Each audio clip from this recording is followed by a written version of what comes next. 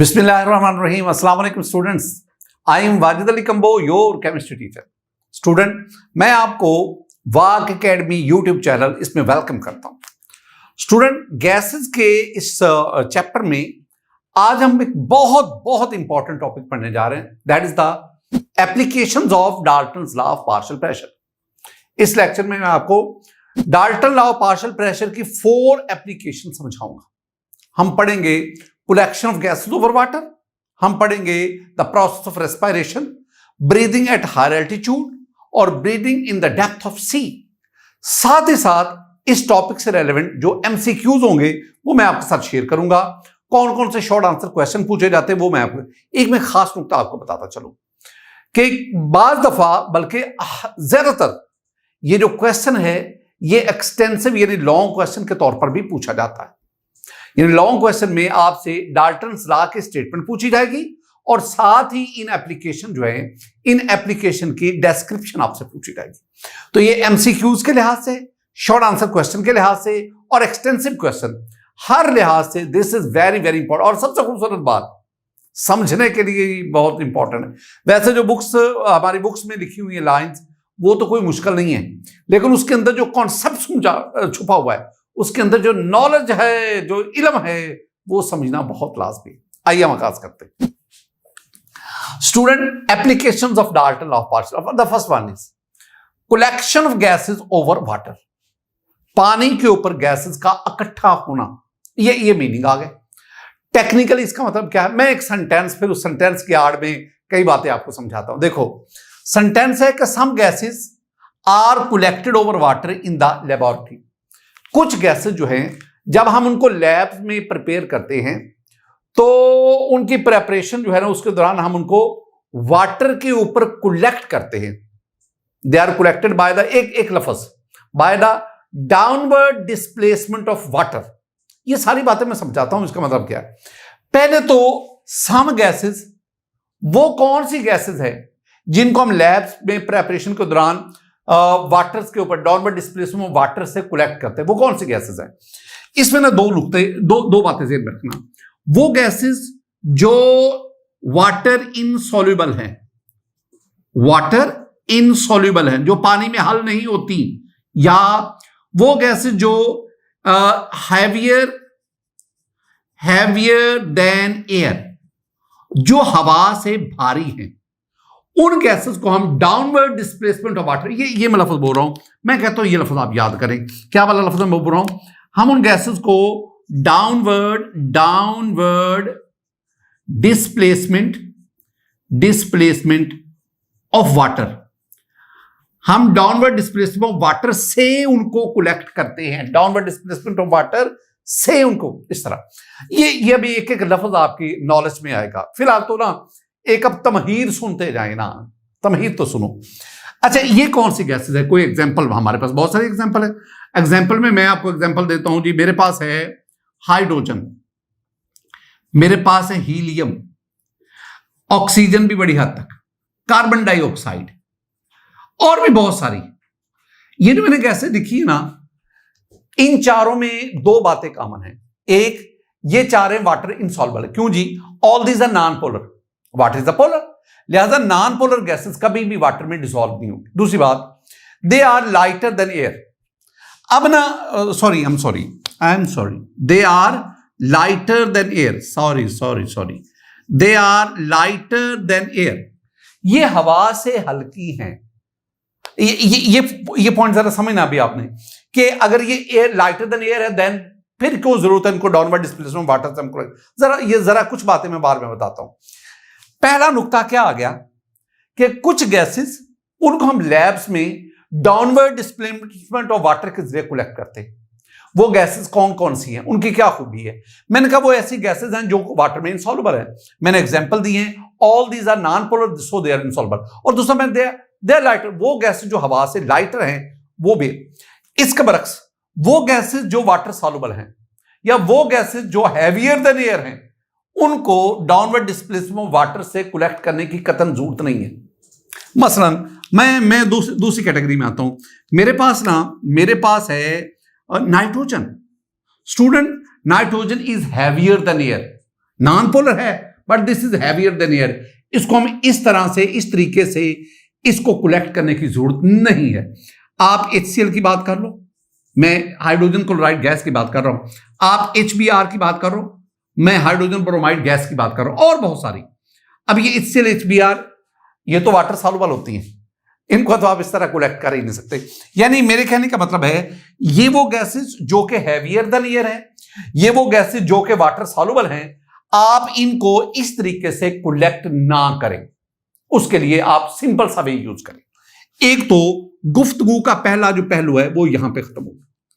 अब ना ये जो जितनी मैंने आपको बात समझाई है ना, मैं इसको एक और अंदाज में भी आपके साथ शेयर करना चाहता हूं। मेरे पास ये अपरेटस अरेंजमेंट, इसमें अगर आप देखेंगे मेरे पास ये राउंड बॉटम फ्लास्क है, इसमें मैं HCl लेता हूं, हाइड्रोक्लोरिक एसिड, और उसमें मैं जिंक के a few pieces of zinc add करता हूं। जब रिएक्शन होगा हाइड्रोजन गैस विल प्रोड्यूस।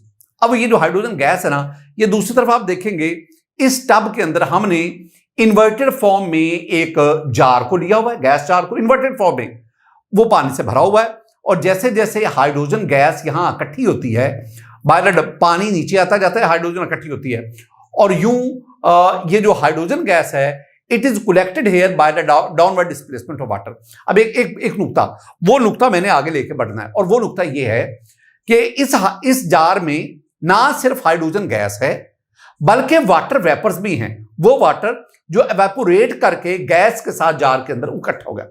अब ये ड्राई हाइड्रोजन गैस नहीं है, this is the moist hydrogen gas. इतनी ये बात।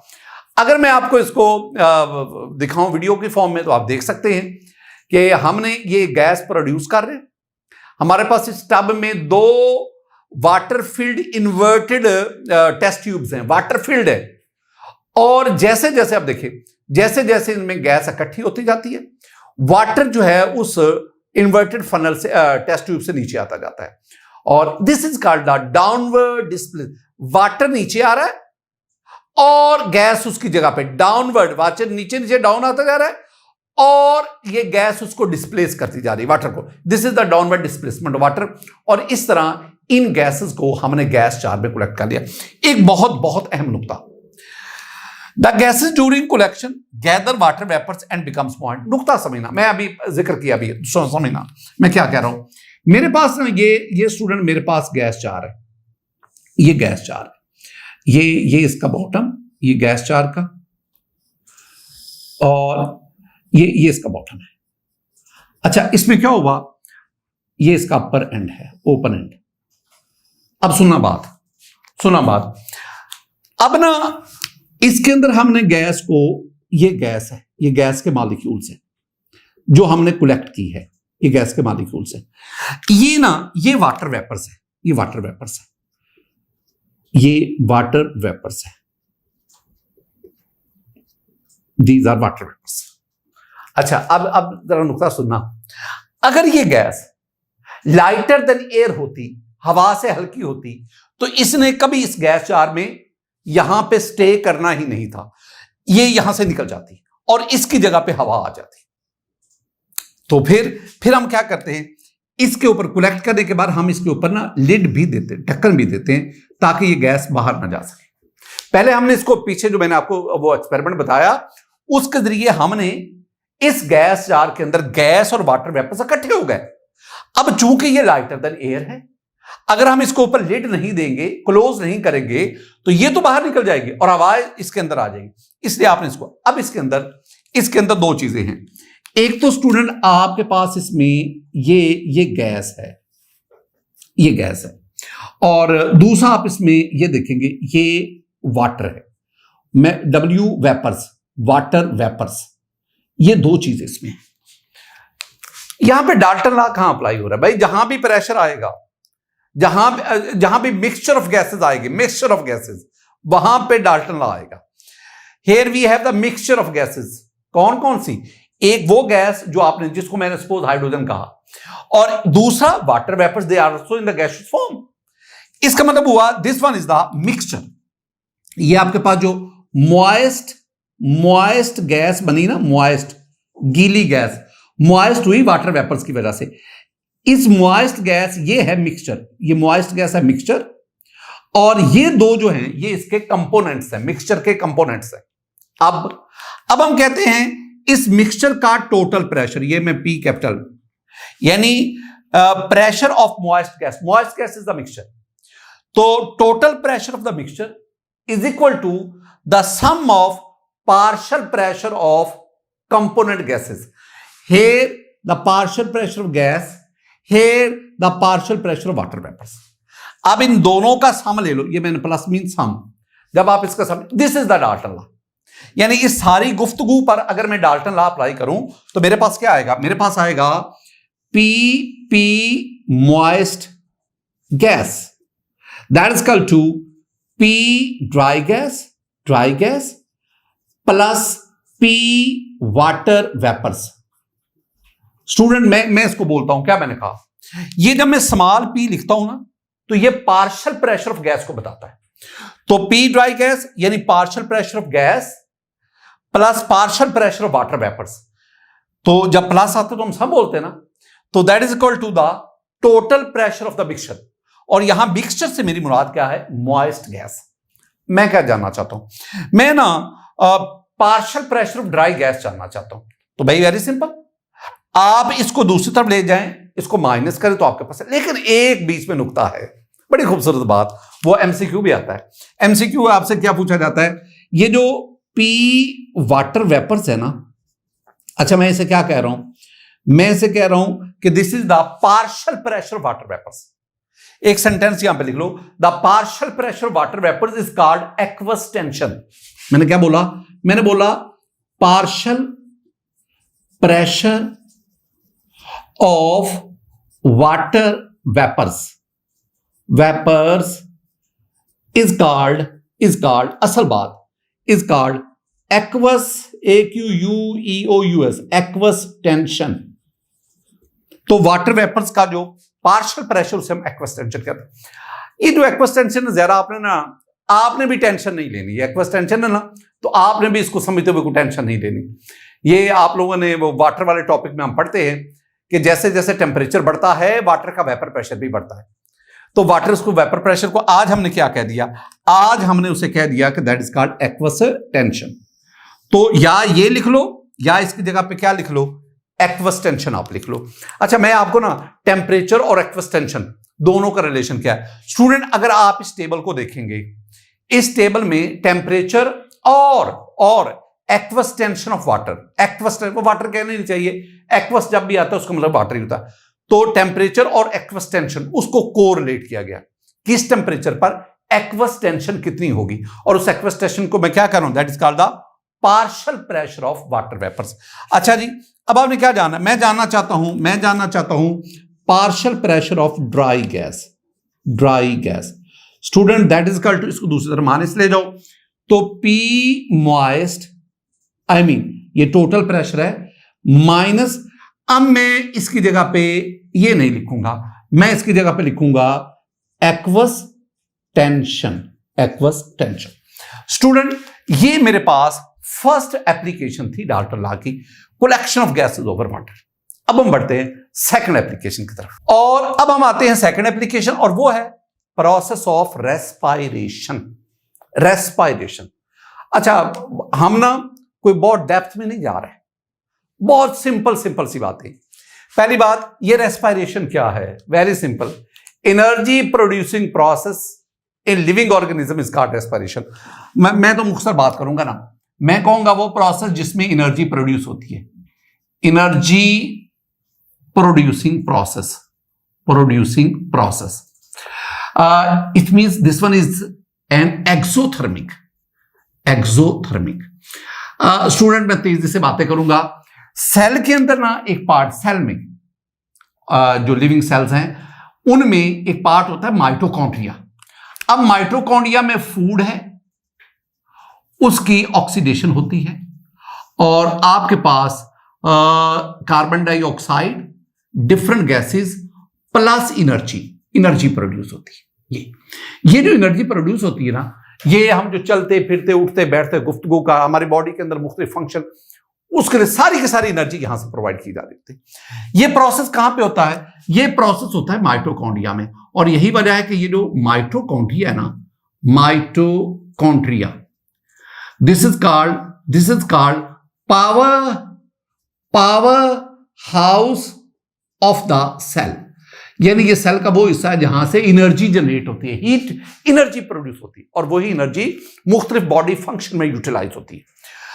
स्टूडेंट, ये तो हो गया रेस्पिरेशन। एक दफा ना क्वेश्चन आया, जरा क्वेश्चन देखें। क्वेश्चन था द एक्सोथर्मिक प्रोसेस इज, ये एमसीक्यू था, the exothermic process is option A evaporation, B sublimation, C respiration, और डेल्टा पे बॉइलिंग। तो the answer is respiration. Respiration is the exothermic process, while the other three process they are endothermic, उनमें heat absorb होती है, respiration में evolve होती है, exothermic है। स्टूडेंट, अगर आप इस सारी गुफ्तगू को देखें ना, मैं रेस्पिरेशन के चक्कर में नहीं हूं, मैं सिर्फ यह बताना चाहता हूं कि इस पूरे खेल में हमारे लिए काम की क्या चीज है कि जहां पे मैं डाल्टन लॉ को अप्लाई करूं, वो सिर्फ एक बात है कि रेस्पिरेशन प्रोसेस के दौरान ऑक्सीजन कंज्यूम होती है, O2 ऑक्सीजन ये कंज्यूम होती है, इस्तेमाल होती है, कंज्यूम्स, और आपके पास जो कार्बन डाइऑक्साइड है CO2 ये प्रोड्यूस होती है, प्रोड्यूस। तो कार्बन डाइऑक्साइड प्रोड्यूस होती है, ऑक्सीजन कंज्यूम होती है। अब ये ऑक्सीजन माइटोकॉन्ड्रिया तक कैसे पहुंचती है? वेरी सिंपल, ये ब्लड के जरिए पहुंचती है। ब्लड जो है वो लंग से ऑक्सीजन को लेता है, ऑक्सी हीमोग्लोबिन, वो ब्लड के अंदर है ना एक प्रोटीन जिसे हम कहते हैं हीमोग्लोबिन, वो ऑक्सीजन को पिक करती है, ऑक्सी हीमोग्लोबिन बना, और वो फिर जब किसी सेल के पास से गुजरती है ऑक्सीजन वहां से दे देती है। तो ये इस तरह। और कार्बन डाइऑक्साइड ये माइटोकॉन्ड्रिया में प्रोड्यूस हुई, सेल के जरिए लंग्स में आई, और लंग्स में फिर गैसेस का एक्सचेंज होता है। यही मैं बात समझाना चाहता हूं। अच्छा, रेस्पिरेशन एक कॉम्प्रिहेंसिव प्रोसेस है, इसका एक हिस्सा है जिसे हम कहते हैं ब्रीथिंग। ब्रीथिंग को उर्दू में ब्रीथिंग का मतलब होता है सांस लेना, सांस लेना। असल में ना ब्रीथिंग के दो हिस्से हैं, एक है इनहेलेशन, इनहेलेशन, और दूसरा है एक्सहेलेशन। इनहेलेशन सांस अंदर लाना, एक्सहेलेशन सांस बाहर निकालना, या आप यूं कह लो ब्रीथ इन इनहेलेशन, यानी इनहेलेशन इज कॉल्ड ब्रीथ इन, और एक्सहेलेशन मीन ब्रीथ आउट, सांस को बाहर निकालना। ये सिर्फ मैं एक कॉन्सेप्ट बिल्ड करने के लिए कुछ बुनियादी बातें कर रहा हूं। अच्छा, यहां पे आ गया। अब जरा ना यहां पे आगे बढ़ने से पहले ना मैं कुछ गुफ्तगू करना चाहता हूं। यानी मैंने आपसे क्या कहा? मैंने आपसे कहा कि जब हम हवा को इनहेल करते हैं, मैं ह्यूमन की बात करता हूं, ये एयर जो है ये ट्रेकिया से ब्रोंकस, और उससे ब्रोंक्यूल, और ब्रोंक्यूल के बिल्कुल एंड पे एयर सैक्स होती है, दीज आर कॉल्ड एल्वियोलाई। कहते हैं एक अडल्ट जो है उसमें तकरीबन उसके लंग्स में तकरीबन 30 लाख 3 मिलियन एल्वियोलाई होती है। ये जो एल्वियोलाई है, इन एल्वियोलाई के अंदर ऑक्सीजन और कार्बन डाइऑक्साइड का एक्सचेंज होता है। एक्सचेंज किस तरह होता है? ऑक्सीजन एल्वियोलाई के अंदर मौजूद जो एयर है वहां से ब्लड में, और ब्लड से जो कार्बन डाइऑक्साइड है वो एल्वियोलाई के अंदर एयर। यूं एल्वियोलाई के अंदर ऑक्सीजन और कार्बन डाइऑक्साइड उसकी एक्सचेंज होती है, यानी कार्बन डाइऑक्साइड ब्लड से एल्वियोलाई में, और ऑक्सीजन एल्वियोलाई की एयर में से ब्लड में, ये एक्सचेंज हो। अब यहां से अब शुरू हो गई, अब Dalton law of partial pressure शुरू हो गया। यहां तक मैंने आपको एक तबहीद बताई, एक इब्तदाइया बताया। अब आगे बढ़ते हैं। The process of respiration depends upon the difference in partial pressures. ये बहुत खूबसूरत बात है, ये बहुत खूबसूरत बात है। वो कहते हैं कि ये जो गैसियस एक्सचेंज हो रही है ना, मैं उसे process of respiration mean gaseous exchange. ये जो गैसियस एक्सचेंज होती है ये बुनियादी तौर पर पार्शियल प्रेशर के डिफरेंस की वजह से होती है, पार्शियल प्रेशर के डिफरेंस की वजह से। जरा नोट तो करना, मैं आपके सामने ना दो बातें बताता हूं। पहली बात, मेरे पास ना वो हवा जो हम इनहेल कर रहे हैं, जो हम सांस के जरिए लंग्स में ले जा रहे हैं, अगर इस हवा को देखोगे ना इसकी कंपोजिशन, तो इसमें जो ऑक्सीजन है ये 21% है, और इसमें जो कार्बन डाइऑक्साइड है वो 0.04% है। अब ये मैं परसेंटेज बता रहा हूं, वो हवा जो हम इनहेल करते हैं। अब air is a mixture of gases.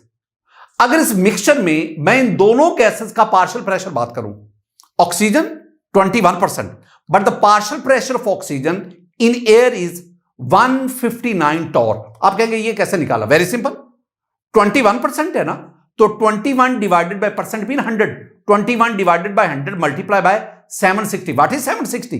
760 is the pressure of air, total pressure of air. अगर आप इसको कैलकुलेट करेंगे तो आंसर आएगा 159।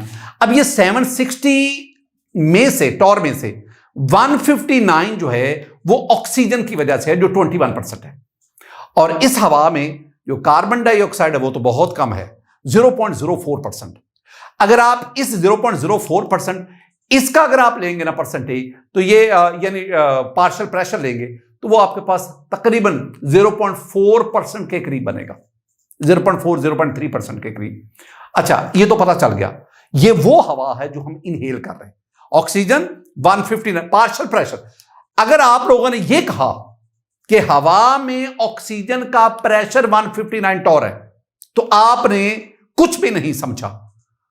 हवा में एक्चुअल बात क्या है? हवा में ऑक्सीजन का पार्शियल प्रेशर 159 टॉर है।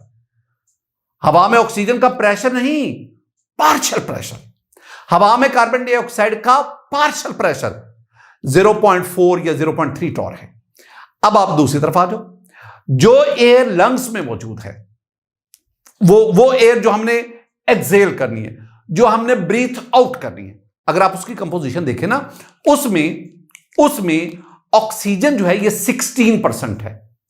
अब आप इसकी वैल्यू निकालोगे तो ये 116 टॉर हो जाएगी। Partial pressure of oxygen that is in lungs, partial pressure of oxygen in lungs is 116 torr. On the other hand, the partial pressure of carbon dioxide in air in lungs that is 30 torr, 30। अब बात क्या हुई? फर्क है, जो हवा हम inhale कर रहे हैं उसमें ऑक्सीजन का पार्शियल प्रेशर 159 टॉर है, लंग्स में 116 टॉर है। चूंकि इनहेल्ड एयर, इसमें ऑक्सीजन का पार्शियल प्रेशर लंग्स की एयर से ज्यादा है, लिहाजा आप जानते हैं ना कि a gas move from higher concentration to the lower, तो हवा ऑक्सीजन जो है वो इनहेल्ड एयर से लंग्स में ट्रांसफर होती है और वहां से फिर ब्लड में डिफ्यूज हो जाती है। इसके बरक्स जो लंग्स में एयर है उसमें कार्बन डाइऑक्साइड का पार्शियल प्रेशर ज्यादा है, अबाउट 30 टॉर, और जो बाहर वाली हवा है उसमें कार्बन डाइऑक्साइड का पार्शियल प्रेशर बहुत कम है।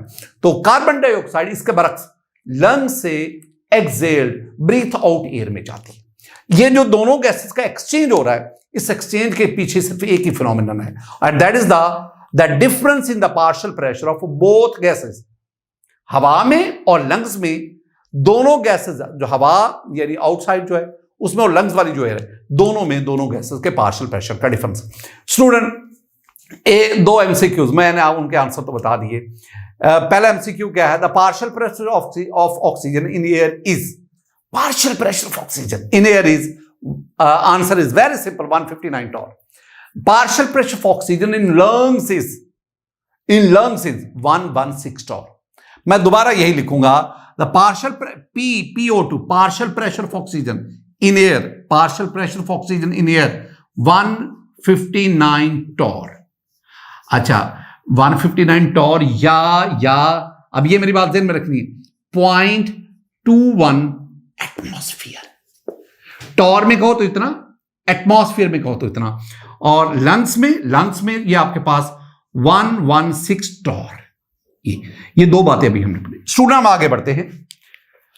ब्रीथिंग एट हायर एल्टीट्यूड, बुलंदी पे हम जाते हैं तो वहां पे सांस कैसे लेते हैं? एक बात तो सिर में बिठाओ ना कि जमीन के ऊपर जब हम खड़े हैं ना, तो यहां जो हवा है इसका टोटल प्रेशर है 760 टॉर।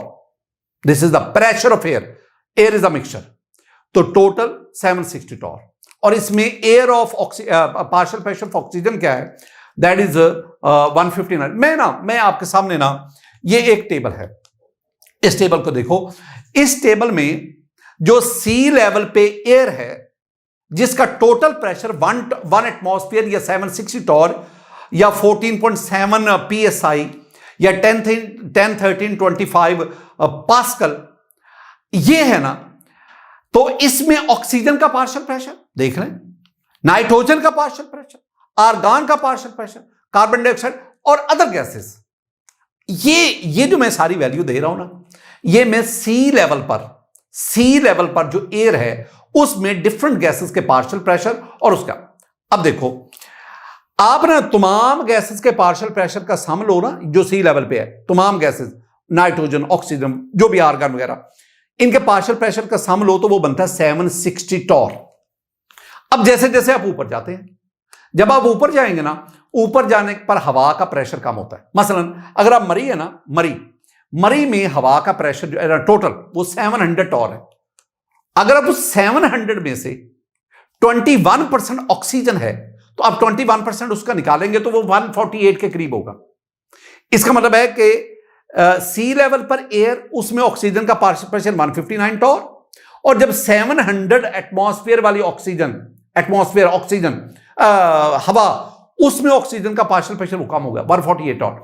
अब और ऊपर जाए, इसका मतलब है जैसे जैसे हम जमीन से ऊपर जाते हैं ना, एयर लाइटर होती जाती है, डेंसिटी कम होती जाती है, और जिसकी वजह से हवा का प्रेशर भी कम होता जाता है। और जैसे जैसे हम ऊपर जाते हैं, हवा का टोटल प्रेशर कम होने की वजह से उसमें ऑक्सीजन का पार्शियल प्रेशर भी कम होता जाता है। अब एक बात सुनना, फिर मैं आगे बढ़ता हूं, और वो क्या है, एट हायर एल्टीट्यूड, यानी बहुत ज्यादा बुलंदी पर, पायलट फील्स अनकंफर्टेबल ब्रीथिंग। जब पायलट बहुत बुलंदी पर जहाज जो है वो उड़ा रहा है, तो उस पायलट को अगर उसका जो कैबिन है वो अनप्रेशराइज्ड है, अनप्रेशराइज्ड, मैं लफ्ज अनप्रेशराइज्ड भी आपको समझाता हूं। अगर उसका कैबिन जहां पे वो बैठा है, अगर वो अनप्रेशराइज्ड है तो वो सराउंडिंग एयर वहां पे ही ना आए, और वो जो इर्द गिर्द बहुत ऊंचाई पर जो हवा है उसमें वो सांस नहीं ले सकता। क्यों? क्योंकि उस हवा में ऑक्सीजन का पार्शियल प्रेशर 159 टॉर की निस्बत बहुत कम होता है, बहुत कम होता है। ये तो सारी गुफ्तगू हो गई, जो बुक में लिखी है, लेकिन मैं तो यहां नहीं ना छोड़ूंगा, मैं तो आपको डिटेल बताऊंगा। और वो डिटेल क्या है, ये मैंने बता दिया ना कि हायर एल्टीट्यूड पर पायलट जो है वो सांस लेने में दिक्कत क्यों है, क्यों तकलीफ है उसे। वो कहते हैं कि रीजन है कि partial pressure of oxygen in unpressurized cabin is low, वहां बहुत कम है एज कंपेयर टू 159 टॉर ज्यादा। अब ना ये नुक्ता मैं आपको समझाना चाहता हूं, मेरी एक बात को आपने जेहन में बिठाना है स्टूडेंट, के एरोप्लेन आमतौर पर, ये जो कमर्शियल प्लेन्स है, ये आमतौर पर 35 to 40,000 फीट पे ये मूव कर रहे होते हैं। अब ये बहुत ज्यादा बुलंदी है, और वहां पे जो नॉर्मल एयर है उसको आप उसमें सांस नहीं ले सकते। ये तो मैंने अभी आपको बता दिया।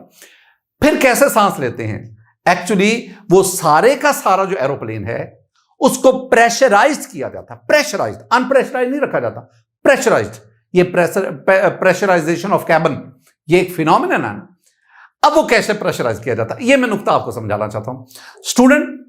ये जो एरोप्लेन है ना, अगर आप इसके ये देखेंगे ना बाहर, ये बड़े बड़े, ये हम कहते हैं ये एरोप्लेन के इंजन्स हैं, ये सारे का सारा स्ट्रक्चर जो है।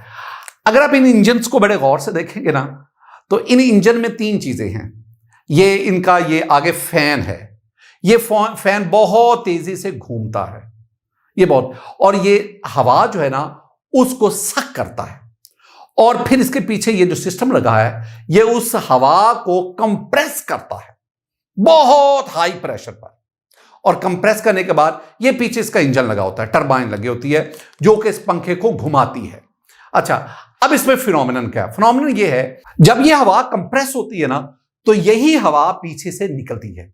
आपने वो Newton third law of motion पढ़ा है ना, कि जब हवा पीछे निकलती है दैट इज द एक्शन, और रिएक्शन के तौर पर एरोप्लेन आगे मूव करता है। यानी वो जो हवा पीछे निकलती है दैट प्रोड्यूस द थर्स्ट, और उस थर्स्ट की वजह से एरोप्लेन आगे की तरफ मूव करता है।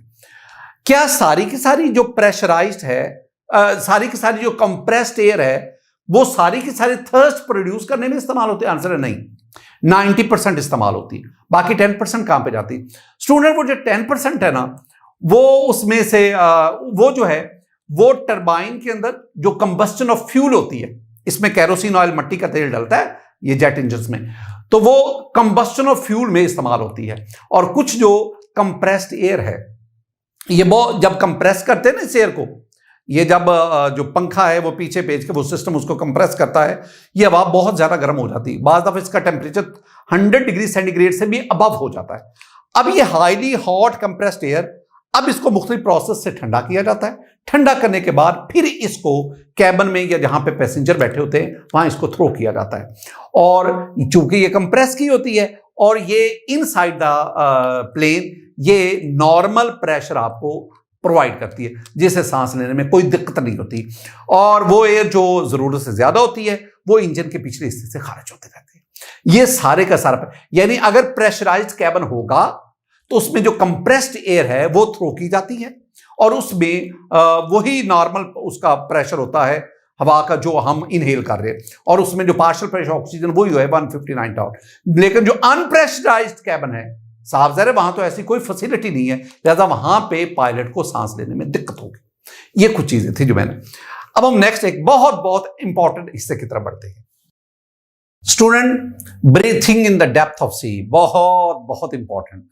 जरा समझना, मेरी सारी गुफ्तगू सिर्फ आपको समझाने के लिए। मेरी बात सारी समझने के बाद फिर अपनी बुक्स को पढ़िएगा और उसकी एक एक लाइन को देखिएगा, और ये जितनी मैं बातें बता रहा हूं क्या देखिएगा ये आपको समझने में हेल्प कर रही है।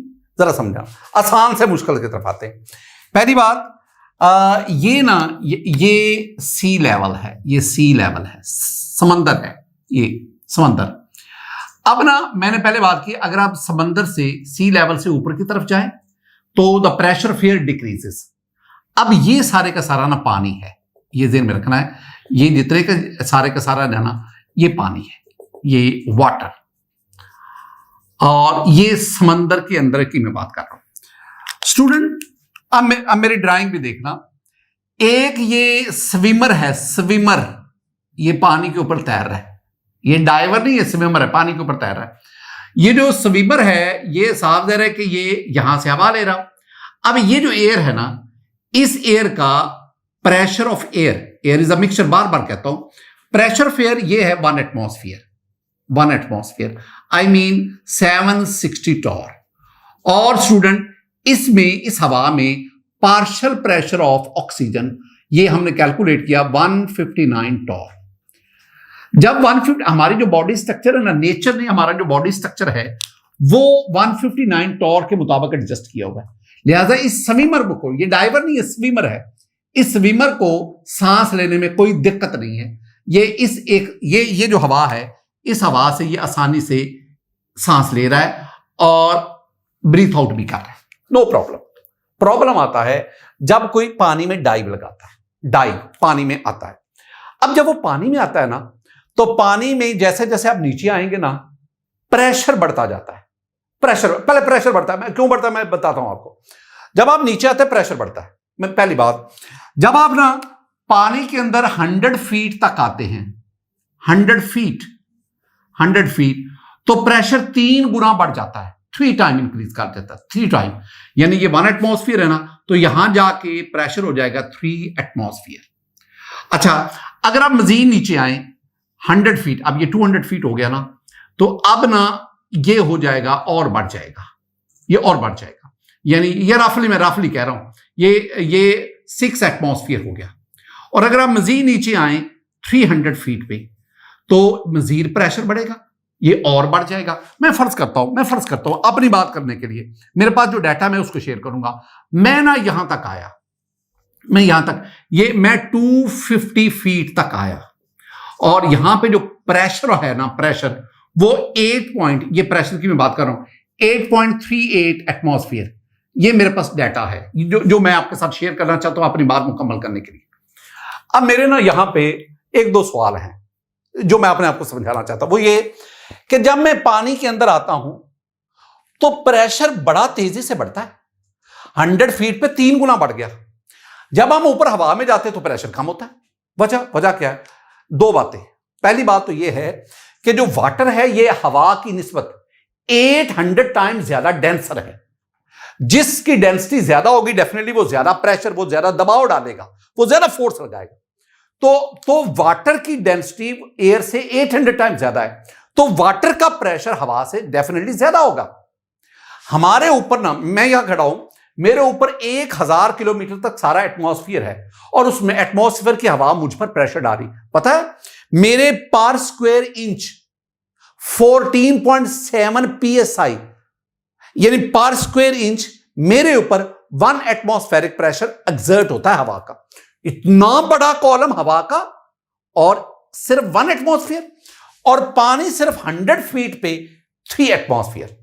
इसका मतलब है जैसे जैसे हम पानी के अंदर जाते हैं हवा का प्रेशर बढ़ता है, हवा का वजन हम पे आता है, और उस वजन आने की वजह से अब अगला सवाल क्या है? अगला सवाल है तो फिर हम पिचक क्यों नहीं जाते पानी के अंदर? जब वो डाइवर जाता है, स्कूबा डाइवर जाते हैं तो वो जाए तो वो पिचक जाए उसमें। लेकिन अगर आप देखेंगे ना, ये देखो, ये डाइवर पानी के अंदर जा रहा है, बड़ी खूबसूरती के साथ वो नीचे से नीचे जा रहा है। हाँ, उसने ना अपनी प्रोटेक्शन की हुई है, एक स्पेशलाइज्ड उसने ड्रेस जो है ना वो पहना हुआ है, जिसकी वजह से वो पिचक नहीं रहा। अच्छा, मैं आपको बताता हूं हम क्यों नहीं पिचकते। उसकी वजह बड़ा क्या है कि हमारी जो बॉडी है ना वो ज्यादातर वाटर पे कंसिस्ट करती है। अब हमारी बॉडी पूरी वाटर पे, बाकी कुछ हिस्सा जो है वो बोन्स है, that they are very hard. लेकिन एक बात याद रखना, असल में नुक्ते की तरफ आपको लाता हूं। हमारी बॉडी का एक ऐसा ऑर्गन जरूर है जो इस प्रेशर की वजह से हाईली अफेक्ट होता है, and that is our discussion. और वो ऑर्गन कौन सा है? Our lungs. Our lungs behave as balloon. हमारे जो लंग्स हैं वो गुब्बारों की तरह एक्ट करते हैं। जैसे जैसे आप बैलून के ऊपर प्रेशर बढ़ाते हैं ना, उसका वॉल्यूम कम होता है। और बॉयल्स क्या कहता है? अगर वॉल्यूम कम होगा तो प्रेशर बढ़ेगा। यही है वो प्रेशर जो लगता है। मैं आपको एक एग्जांपल देता हूं, देखें मेरे पास ना ये एक स्केच है। स्केच में देखें, ये वीडियो है जिसमें ये बैलून है, हाईली इन्फ्लेटेड बैलून। ये बैलून जैसे जैसे पानी के अंदर नीचे से नीचे जा रहा है ना, इसका साइज रिड्यूस करता जा रहा है। अब इसके अंदर एयर है, अब जब वॉल्यूम कम होगा तो एयर का प्रेशर बढ़ेगा। अब अगर जब इसका वॉल्यूम ज्यादा था तो अगर प्रेशर 1 एटमॉस्फेयर था ना, तो जो पानी के अंदर जैसे जैसे ये डेप्थ में जा रहा है ना, अब इसके अंदर हवा का प्रेशर 1 एटमॉस्फेयर नहीं होगा। जैसे जैसे ये नीचे जाएगा, वाटर के प्रेशर की वजह से इसका वॉल्यूम कम हुआ। वॉल्यूम कम होने की वजह से इसके अंदर एयर का प्रेशर बढ़ता जाता है। अब इसका मतलब यही बात यहां भी है। इसका मतलब है तो फिर तो ये हुआ ना कि जब हम यहां पे जाते हैं, हमारा जो लंग्स है वो काफी रिड्यूस हो जाते हैं, और उन लंग्स में हम नॉर्मल एयर इनहेल नहीं कर सकते। ये तो पहला मैंने नुक्ता आपको समझाया कि हम नॉर्मल एयर जो यहां पे हम थे ना, जो हवा हमारे लंग्स में थी, हम उसी के साथ नीचे नहीं जा सकते, क्योंकि जैसे जैसे हम नीचे जाएंगे हमारे लंग्स जो है ना उनका साइज रिड्यूस करेगा और उसमें मौजूद हवा का प्रेशर बढ़ेगा। और जब हवा का प्रेशर बढ़ेगा, हवा के प्रेशर बढ़ने का मतलब उसमें ऑक्सीजन भी बढ़ती जाएगी, नाइट्रोजन भी बढ़ती जाएगी। अगर हम वही एयर इनहेल करेंगे तो नाइट्रोजन, जो कि पहले गैसियस एक्सचेंज में शामिल नहीं, नाइट्रोजन भी ब्लड में जो है ना वो डिफ्यूज हो जाएगी, और वो ब्लड में डिफ्यूज होकर बहुत किस्म की पेचीदा बीमारियों का बायस बनती है। अच्छा, अब सवाल मेरा अगला क्या आया? चलें ठीक है जी, हम नॉर्मल एयर ब्रीथ नहीं करते, तो फिर हम कैसी गैसेस को ब्रीथ करें? अगर आप स्कूबा डाइवर उनका टैंक देखेंगे ना, उनके टैंक में, उनका जो टैंक है स्टूडेंट, स्कूबा डाइवर का जो टैंक है, उस टैंक में 2 गैसेस का मिक्सचर है। एक है ऑक्सीजन और एक कोई इनर्ट गैस। सपोज आप हीलियम को ले लो, तो इसमें ऑक्सीजन और हीलियम का मिक्सचर है, यानी this one is a mixture of 2 gases, oxygen. अब मेरा सवाल यह है कि ये जो ऑक्सीजन है वो इसमें कितने % लेनी है, वो ना हमें कैलकुलेट करनी पड़ती। मैं खूबसूरत कैलकुलेशन आपको बताता हूं। पहले मैं पहले इसको जस्टिफाई करता हूं। ये जो मैंने गुफ्तगू की है ना, मैं इसको जस्टिफाई करता हूं। मैं ना जानना क्या चाहता हूं, मैं मोल फ्रैक्शन, एक ना काम की बात आपको बता रहा हूं, मैं मोल फ्रैक्शन ऑफ ऑक्सीजन लेना चाहता हूं। ये हवा जिसका टोटल प्रेशर जो है वो 1 एटमॉस्फेयर है, टोटल प्रेशर नीचे लिखना PT, और पार्शियल प्रेशर ऑफ ऑक्सीजन इसमें 0.21 एटमॉस्फेयर है। मैं आपसे कहा ना कि इसमें ये जो या 159 टॉर कह लो या 0.21 एटमॉस्फेयर कह लो, एक ही बात है। तो मैंने ना, चूंकि मैंने नीचे एटमॉस्फेयर लेना तो ऊपर भी ले, तो मैं क्या कर रहा हूं, मैं ये कर रहा हूं कि mole fraction of oxygen that is equal to partial pressure of oxygen over total pressure. अब यहां पे टोटल प्रेशर 1 एटमॉस्फेयर, वो मैंने नीचे लिखा। पार्शियल प्रेशर ऑफ ऑक्सीजन इसमें 0.21 है, टॉर के बिना में एटमॉस्फेयर की बात। आप इसको सॉल्व करो, तो जब आप सॉल्व करेंगे ना, सॉल्व करेंगे तो ये कट जाएगा, तो आपके पास आएगा 0.21। ये तो आ गया मोल फ्रैक्शन। अब मोल परसेंट लेना है ना, तो आप 0.21 को 100 से मल्टीप्लाई करें, तो ये आपके पास आ जाएगा 21%। इसका मतलब है ये जो एयर है ना, इसमें ऑक्सीजन जो है वो 21% है और 20। अब मैं बोला क्या चाहता हूं, मैं चाहता हूं ये जो मैंने दोनों गैसेस ली है ना, इन गैसेस में भी ऑक्सीजन 21%, यानी उतनी उस रेशो से ही हो, उस रेशो से ही हो जिस रेशो ये हवा में है। अब इसके लिए आप क्या करोगे, अब वही काम कि अब आप मोल फ्रैक्शन ऑफ ऑक्सीजन ले गए इसमें, इसकी बात कर लेते हैं। मैं 200 feet depth of sea, scuba diver का टैंक है। अब 200 फीट पे आपके पास टोटल प्रेशर कितना है, टोटल प्रेशर है 8.38। अब मेरे पास यहां पे टोटल प्रेशर है 8.38 एटमॉस्फेयर, 8.38 एटमॉस्फेयर। अब मैं करना क्या चाहता हूं, मैं चाहता हूं कि इसके अंदर भी 0.21 एटमॉस्फेयर उतरी ही हो। आप इसको कैलकुलेट कर लें। जब आप कैलकुलेट करेंगे तो ये आपके पास आंसर आएगा 0.025। अब इसको अपना 0.025 मल्टीप्लाई बाय 100, ये आपके पास आएगा 2.5%। मतलब अब आपने काम ये करना है, ये मोल परसेंट आ गई, ये 2.5। इसका मतलब है ये जो एयर थी, जो ये एटमॉस्फेरिक एयर है, इसमें ऑक्सीजन है 21% और ये ऑक्सीजन हमें इतना पार्शियल प्रेशर प्रोवाइड करती है। मैं चाहता हूं इतना ही प्रेशर यहां भी प्रोवाइड हो। उसके लिए आप इसमें जो ऑक्सीजन लेंगे वो कितनी होगी, ये 2.5% होगी। 100 में से 2.5 निकाल दो तो फिर बाकी जो हीलियम है ये आप लेंगे 97.5% और इस तरह आपका पास। इसका मतलब हुआ ये मैं उस स्कूबा डाइवर के टैंक की बात कर रहा हूं जो कितने फीट डेप्थ पे चला गया, जो 250 फीट डेप्थ पे। अगर कोई ऊपर है या ऊपर है तो उसी लिहाज से आप उसको कैलकुलेट कर सकते हैं। ये कुछ कैलकुलेशन, कुछ चीजें मैंने आपको समझाने की कोशिश की। इसको समझने के बाद आप ना इसको बुक से पढ़ेंगे तो मुझे उम्मीद है कि आपको कोई दिक्कत नहीं होगी। स्टूडेंट, लास्ट में ना एक एमसीक्यू और भी, और वो एमसीक्यू क्या है, feeling uncomfortable breathing in unpressurized cabin is due to, very simple, that is due to low pressure of oxygen. Student, ये जो आज हमने टॉपिक पढ़ा ना, इससे रेलेवेंट कुछ शॉर्ट आंसर क्वेश्चंस भी हैं। अगर आप इन शॉर्ट आंसर क्वेश्चन को देखो, explain that the process respiration obeys the Dalton's law of partial pressure, अभी आपसे डिस्कस किया रेस्पिरेशन सारे को। Why regular air can not be used in divers tank, या why deep sea diver take oxygen mixed with an inert gas like helium, ये सारी आपने reason बतानी। और why pilot feel uncomfortable breathing at higher altitude, इन सब के मैंने डायरेक्ट आपको आंसर दी। माय डियर स्टूडेंट, ये था हमारा आज का लेक्चर। मैंने कोशिश की आसान भाषा में, आसान अल्फाज में, आसान जुबान में आपको बातें समझाने की कोशिश करूं। अल्लाह ताला मेरी इस कोशिश को कबूल फरमाए। अल्लाह ताला रब्बि इश्रह ली सदरी व यस्सिर ली अमरी वहलुल उक़दतम मिन लिसानी यफ़क़हू क़ौली। अल्लाह ताला मेरी ज़बान में लताफ़त पैदा करे कि मैं अपनी बात आप तक कन्वे कर सकूं। अल्लाह ताला हमारी इबादतें, हमारी नेकियां कबूल फरमाए। अस्सलामु अलैकुम व रहमतुल्लाह।